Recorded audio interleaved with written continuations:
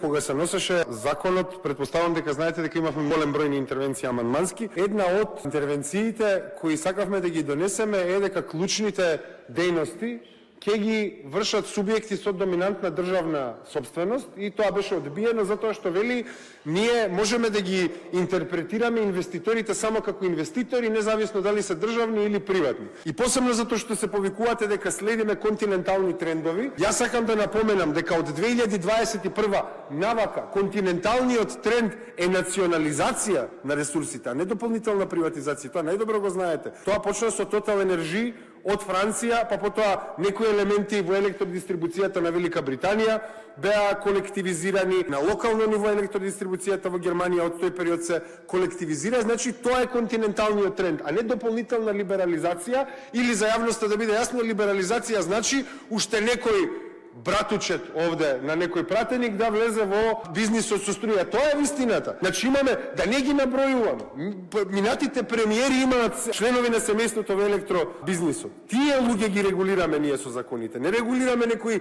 магични инвеститори со големи умови кои нас ќе ни донесат благодет. Не, тоа се поединци кои имаат врски со политиката. Од друга страна, во однос на вашиот трансфер на власт, дал Господ, ние не бевме дел од позиција, така да со нас не можете да се вадите што сме наследиле, се е боле. Не интересира дали сте подобри од СДСМ. Нас не интересира да дојдеме до нормален електроенергетски систем кој нема да биде зависен. Ние во овие услови во Македонија имаме рекордно зависен електроенергетски систем во поглед на увозот на електрична струја, во недостатокот на енергетски капацитети. Значи целата поента е, вие, вашето министерство се конципираше како ново министерство кое треба да донесе независност енергетска. Премиерот е од тој ресор. И сега доаѓате вие, целата таа екипа на експерти, и во буџетот не ни предвидувате пари за Чебрен. До кога бе треба да чекаме пари за Чебрен? 1,3 милиони евра за гасификација, вам тоа ви е доволно за да ни изборите за некоја енергетска независност? Значи,